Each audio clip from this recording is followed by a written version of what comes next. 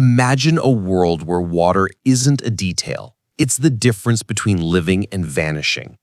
An ancient, harsh land, cracked by the sun, where thirst doesn't strike all at once. It grows slowly, day after day, until every step becomes a negotiation with survival. In this landscape, a small group moves cautiously, following tracks, shadows, instincts. They aren't looking for adventure. They're looking for a spring. They're looking for a sign. They're looking for a way to endure. And when they find it, when water finally appears among mud and stone, it isn't a triumph, it's a truce. Because here, water doesn't stay. It runs off, it disappears, it gets contaminated, it is lost. And then the bigger problem is born. Not only finding water, but being able to carry it with you, to hold on to it, to defend it from time.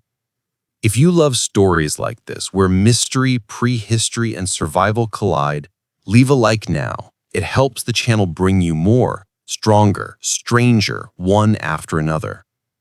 Because this is where the question that changes everything begins. What if someone, in that remote age, taught humans a secret too great for their world? Not magic, not a weapon, but something far simpler. Something worth more than gold when the sun burns and the throat tightens. A container, an idea, the ability to preserve. Because before granaries, before houses, before cities, there is an invisible step that decides the direction of a species, transforming matter to protect life. And clay in this is a promise hidden in mud. You see it and it looks like nothing but wet earth. You touch it and it feels like nothing. But if you knead it, shape it, let it dry and fire it, it becomes a hard skin. It becomes a shell for water. It becomes liquid memory.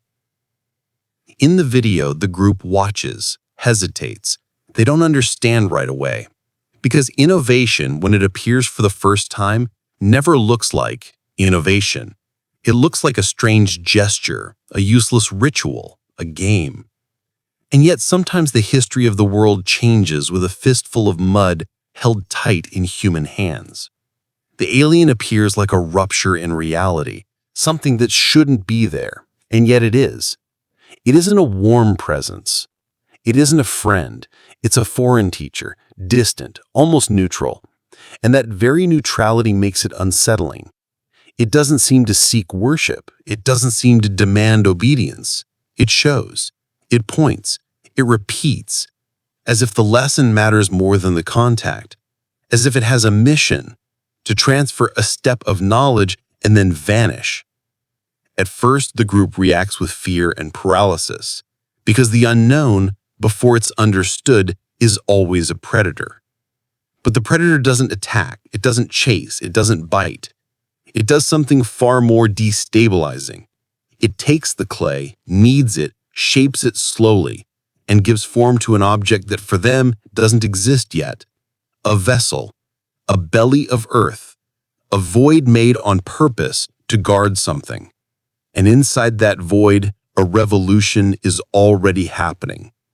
Because a vessel isn't just an object, it's a concept.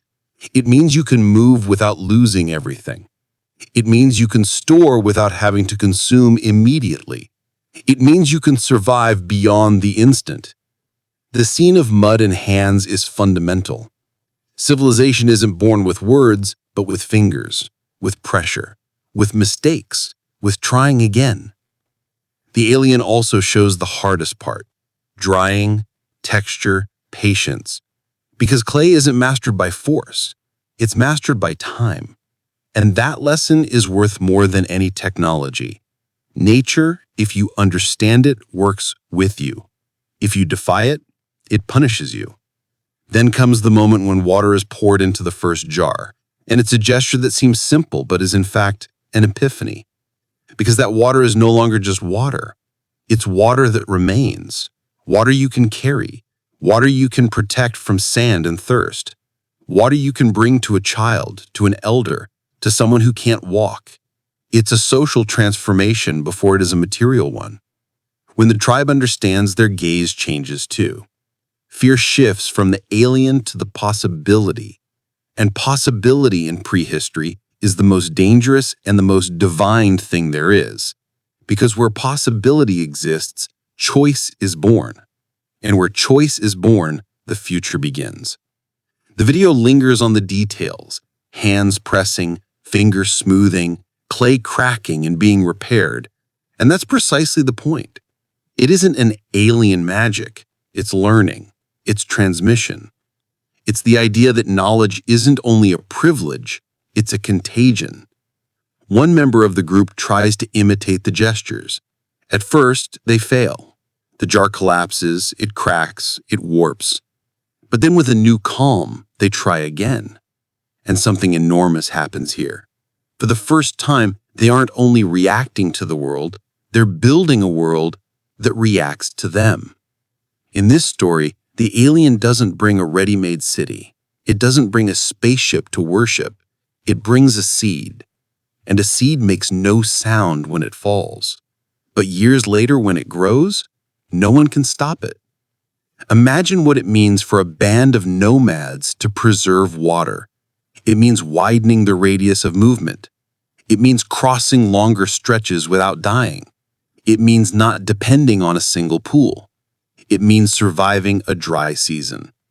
And when you survive a dry season, you start thinking differently. You start counting days. You start anticipating. You start protecting. You slowly begin to become something else. And yet, like all decisive things, the revolution has no fanfare. It has mud. It has dirty hands. It has silence. It has eyes that watch and learn. The alien's mystery hangs in the air. Why is it doing this? Why them? Why jars? And here the video leaves a shadow on you. Maybe it wasn't a gift.